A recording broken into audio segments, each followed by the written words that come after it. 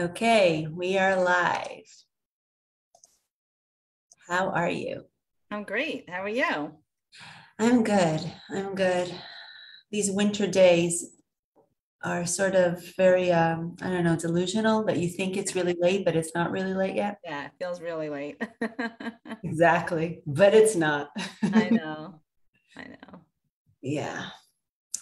Okay, so I think for the sake of all the good people that are on time, thank you, good people, for being on time. I will start, if that's okay with you, Yep. Reed. Yep. Great. Okay, hang on. There we go. Okay, so good evening, everybody. My name is Marie Hoffman. I'm an attorney, and my main focus is estate planning, which is to do with basically wills and trusts, and of course, elder law issues, and advising on estate and tax issues relating to people who have US and Israeli dual citizenships. And from my exposure with this age group, I realized there are many, many other very, very important issues to do with the elders that are not really discussed. So I decided to host these important host sort of talk sessions with other professionals that deal with issues to do with the elderly. And today we're talking to Rena Yudkowsky, who is a professional memory coach, geriatric social worker, and the founder of Memory Matters on memory loss and how to improve our memory. And before I introduce Rena, I just want to start with a question. So, which I'm sure most of you, if not all of you, will be able to relate to. How often have we all walked into a room and completely forgot why we're there? Or how often have we actually opened the fridge and forgot why we did that? So without further ado, and I hope I piqued your interest, Rena. Thank you so much. This is part 2. So we started doing this, I think it was 2 weeks ago, and we're going to finish it up today. So Yes. Thanks again for bringing me back. So I am a geriatric social worker and memory coach. I teach online memory improvement courses for those over 50.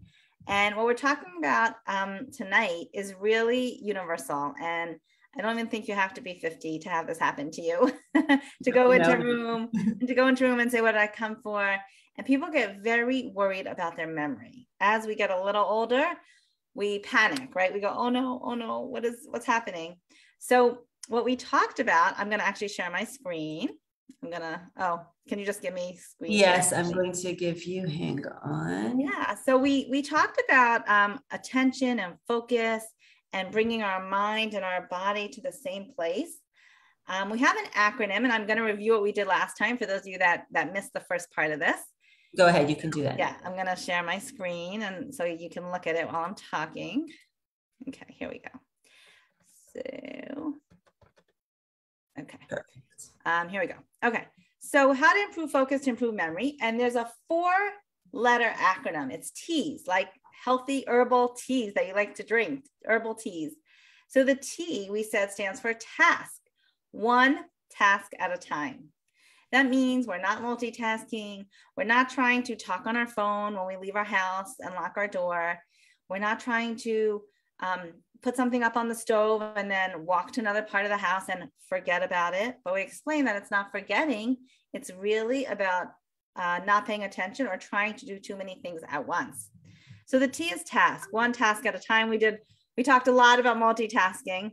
It's one of my favorite topics because it's a myth, and we want to stop the multitasking. And when you multitask less, or if you can stop it totally, you will find your memory improving. Voila, because you're not trying to do so many things at once and you're not distracting yourself. The E stands for environment. Build a conducive environment to remembering.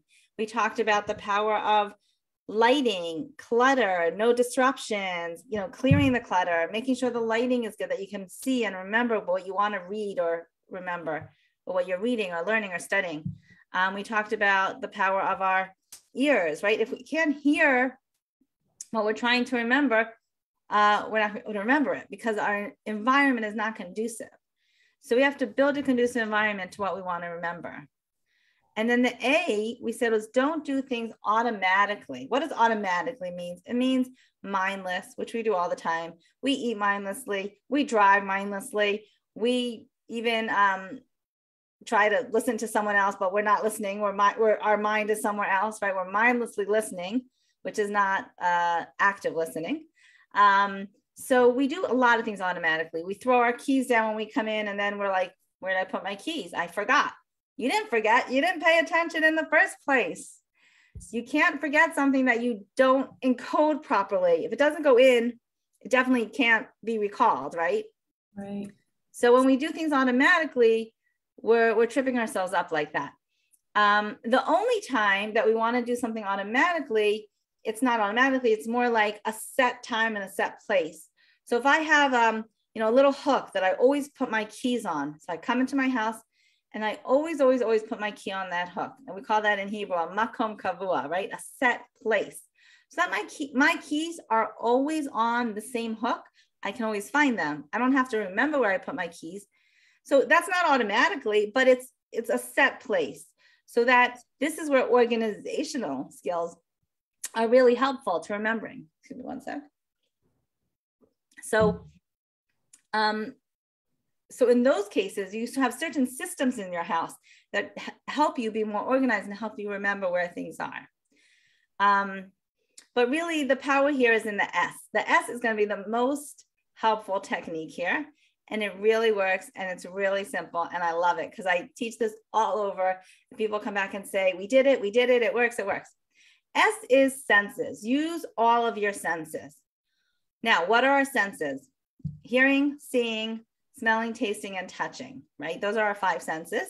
Right. Your senses stimulate the brain. If you use one sense to make a memory, you have about a 10% chance of remembering it a week later. But if you use 4 senses, you have a 97% chance of remembering it. Now, that's, it's not a guarantee, obviously, but it's a really big help. So senses, we're going to use our senses to encode that memory properly. And when we encode it properly, we're going to be able to recall it properly.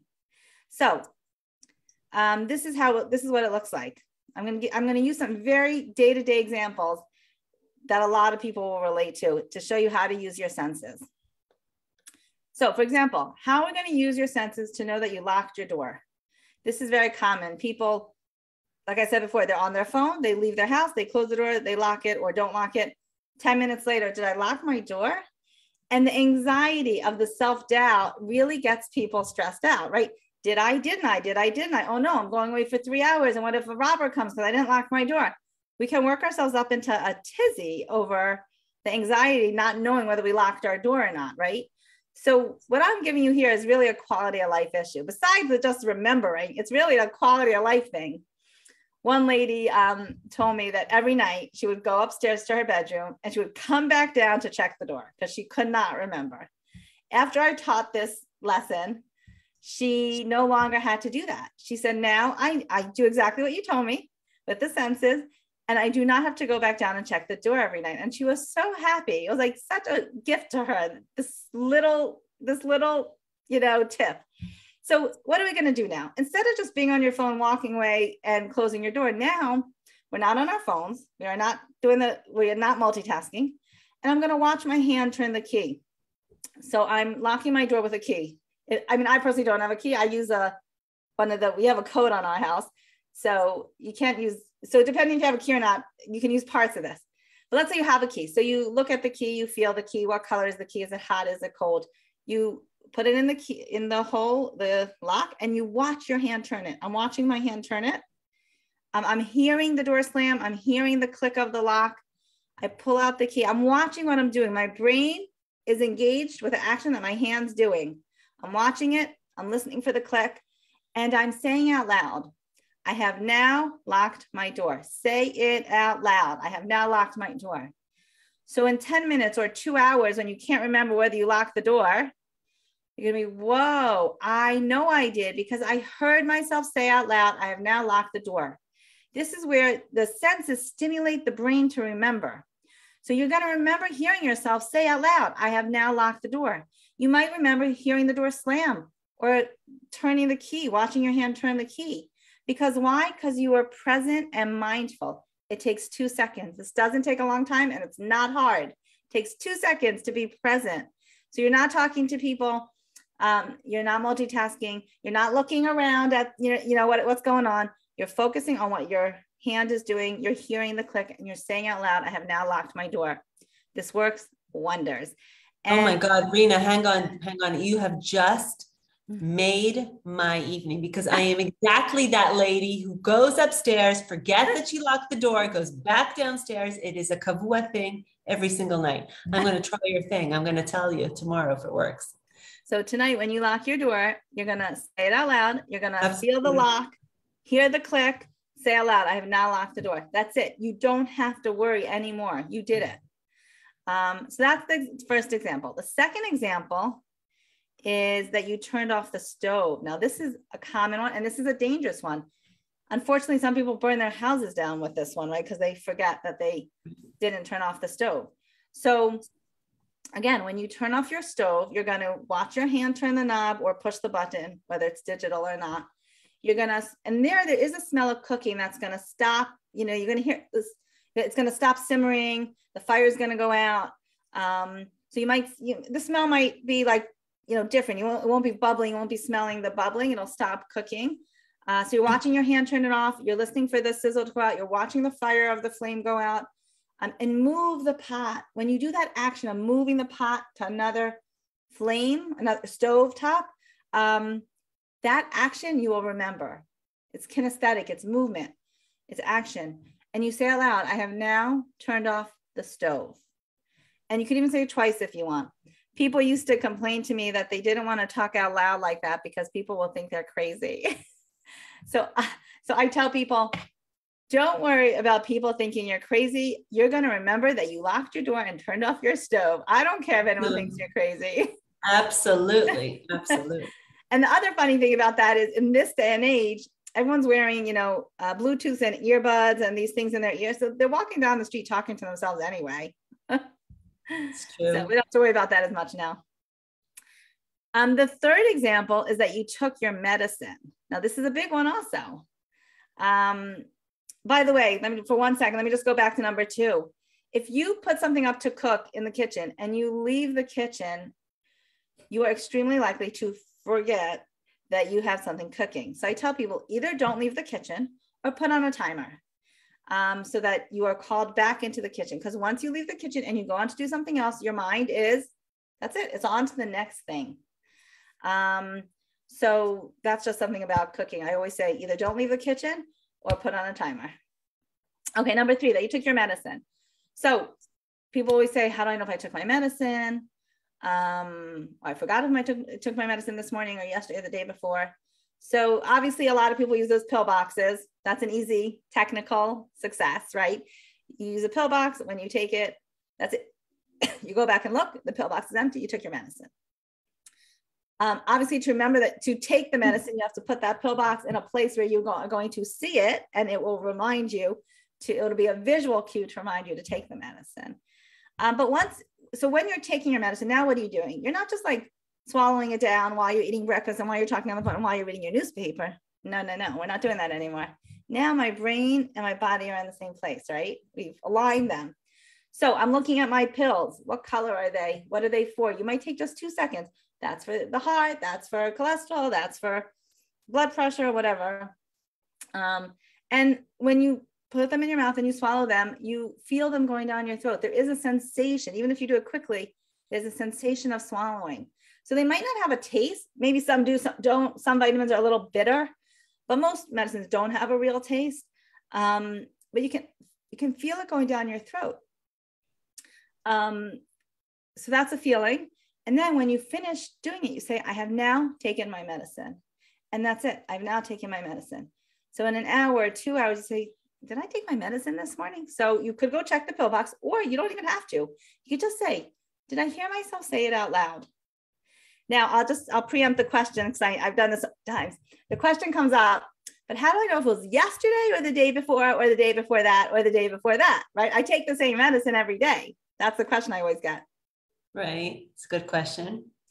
So the answer to that is our mind has an amazing way of filtering out what we don't need. Like I teach in my course, I teach the memory process very simply. It's a very complex process, but I boiled it down to very simple.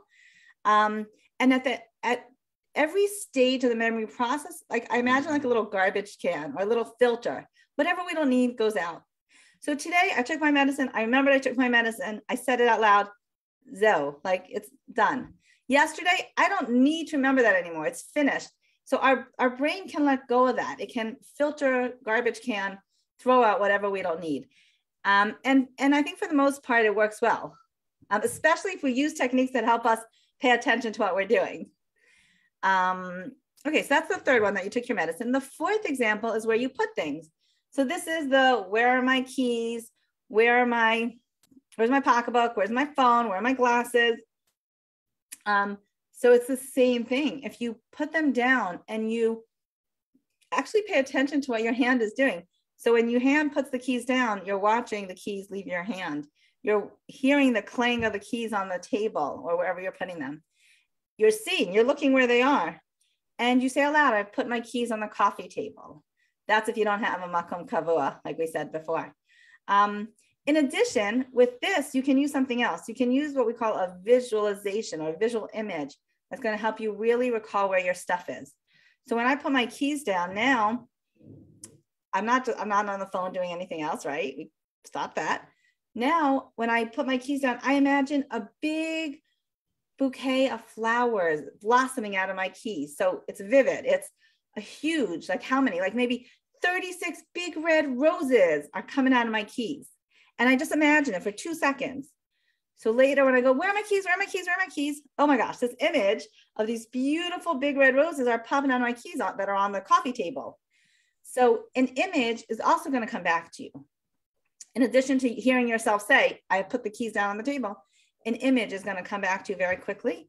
It can be roses. It can be more violent. If you like the bomb blowing up when you put your keys down, we grew up, we're in Israel. We don't like the bombs blowing up image, but if that works for some people, when you put something down and you want to remember, imagine a bomb blowing up on it.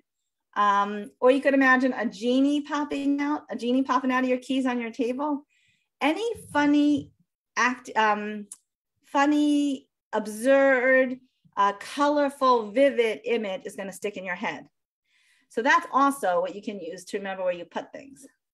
I once taught this course to a group of ladies. And one lady she was beside herself because she hid her diamond ring and she couldn't find it. Like she hid it so well and she couldn't remember where she put it. Yeah. And she was like beside herself. So this technique is to preempt that. Once you did it, then you have to figure out how to recall where you put it.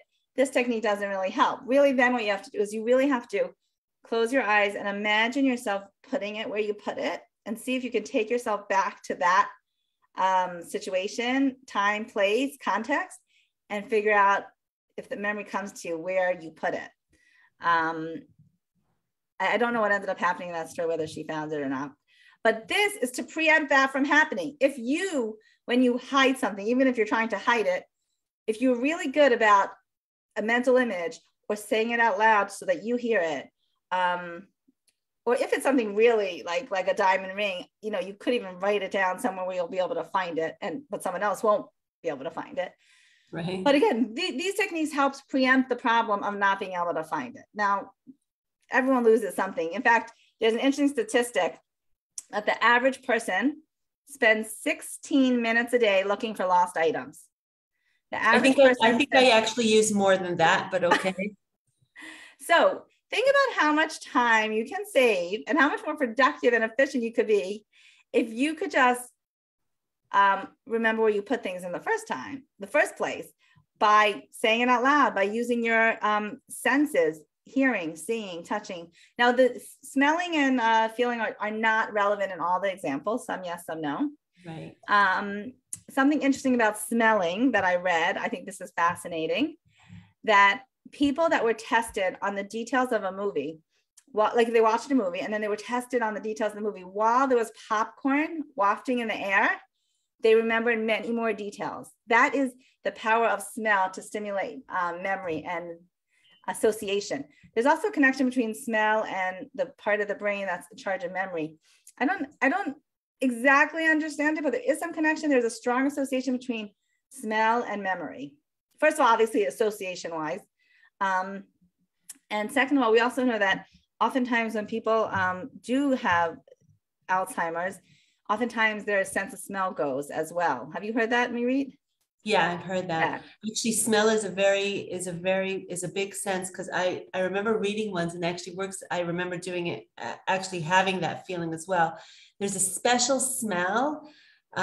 Smells are something that can take you way back, like to childhood, years and years. And I remember jogging, and there was this smell in the air of meatballs. It was weird, and it took me back to camp in Canada. It was very strange. So yeah, smell is a big thing, and it does go away. It does get tainted when you have Alzheimer's, unfortunately. Yeah. So, and also something else about smell and taste, I didn't appreciate it until I had COVID. It was a year ago, Sukkot, and I lost my sense of taste and smell. And then I realized how much we rely on those senses to enjoy life, to enjoy food, to enjoy eating, which we spent a lot of time eating because we have to, and because we're Jewish. Right. So we spend a lot of time eating. And if you cannot use the sense of taste and smell, it takes away so much of the pleasure. I was so depressed when I could not taste and smell. It was terrible. Like my cousins came and they made a barbecue in my garden, and I saw the smoke and I could not smell the barbecue. It was the weirdest sensation. And I just prayed to get my sense of smell and taste back, because I really couldn't bear it.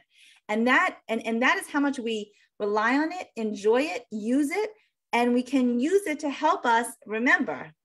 So that is very cool. This really does work. I'm going to just review the T's, and then I'm going to tell you for 2 minutes about my upcoming course that I want to share with you. Sure. Okay, so the T's. T is one task at a time. We're not multitasking anymore. E is your environment has to be conducive to remembering what you want to remember. A is don't do things automatically without thinking mindlessly. Now we're really just giving it 2 seconds of our full attention. We're being present. We're being mindful, whether we're eating, driving, listening to someone, we're being mindful. And if you tell me you're too busy to be so mindful, I'm going to say, fine. But if you notice your memory is lapsing, or you're having issues remembering what you went to the fridge for, or why you walked into a room, or whether you took your medicine, the first thing I'm going to tell you to do is to be more mindful, focused, present. There's a reason that mindfulness is such a buzzword these days, and there's a focus on that. No pun intended. There is actually a focus on that. Yeah. And then the S, use all of your senses. The more senses you use to encode that memory, the more likely it is that you'll be able to remember it. This is a very, very powerful tip. It really works. People come back to me and say, I talk to myself now all the time, and it really works. I'm like, excellent. Very good. And if you have any questions, feel free to email me, Rena@renayudkowsky.com. I'm happy to take questions. I do memory assessments. I have several different programs going on. I also have a Facebook group called Memory Matters, Tips and Tricks for Midlifers and Seniors. You're welcome to join that. My website is RenaYudkowsky.com. And right now I am launching my Memory Matters signature course, which I am very excited about, because it's going to be really fun. There's part 1 and part 2. We're going to start in December. Part 1 is all the techniques, names, numbers, lists of items. It's live online, which means we practice it. You get to ask questions. We go into breakout rooms, practice all the fun techniques. I don't teach anything that's too hard. Whatever I teach is simple and doable and practical for us. Perfect. It's geared for people over 50 that either want to improve their memory, or are worried about their memory, or are starting to notice something and they're not sure whether to be worried. You can get in touch with me, and I'll be happy to help figure out if this course is for you. So part 1 is 10 sessions. Part 2 is 4 sessions, and we focus on the lifestyle factors to help us prevent dementia. So diet, exercise, social stimulation, brain exercises, cognitive stimulation. And I bring on 2 expert interviews. And if you see where it says starting soon on the screen, Memory Matters Signature Course, that link, it's on my website, RenaYudkowsky.com, signature course. that has all the information, the times, the prices, the coupons, and everything that's included in there. So you can check out that link. And I am happy to take questions, emails, either questions through email, or if there's anyone on with us live that has a question, you can type it in the chat. I'm happy to take any questions. And I'm super excited about this course. Oh, one more thing. On Sunday, this coming Sunday, November 20th, I'm doing a free live webinar on names. It's going to be a memory challenge to remember the names of the people on Zoom. So I want there to be a lot of people on, so it's a good challenge. So if you're interested in joining me for that, just email me and I'll send you the Zoom link. You don't have to sign up, just email me. I'll send you the Zoom link right away. And Miri, you're welcome to join us on Sunday. Oh, I'm very tempted to join you. Do you want to put the Zoom link on the underneath in the comments of this? I can do that. I can do that. Yeah, I'll put that under the video. That would be great. I'm going to unshare and unhost you if that's okay. Yep. Wait, let me stop my share. Okay. Just stop share. Okay. Okay. Good. Let's just check it before we go off. All right. Well, this was super interesting and so much fun as usual, Rena. It went by like very quickly. Thank you so much for doing it. My pleasure. Thank you for giving me this opportunity to speak to people. It was great fun. And I hope you enjoyed as much as I do, guys. Thank you very much for joining us. And don't forget, be in touch at our next live. It's worth paying attention to this page. Have a good night, everybody. See you later. Bye.